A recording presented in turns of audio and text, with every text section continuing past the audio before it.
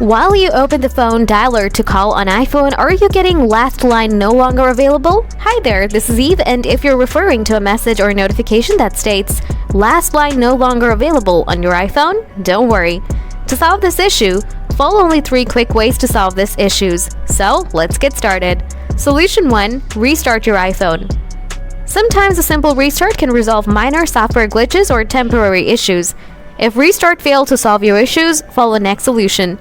Solution 2. Clear recent call history. Open the phone app. Tap Edit. Tap Clear. Tap Clear all records. Solution 3. Check network setting. Open setting. Scroll down. Tap Cellular. Tap Network selection. Toggle off this option. Wait for a while, now turn it back on. Final solution. Give a reset all setting. Go to Settings. Scroll down. Tap General. Scroll down.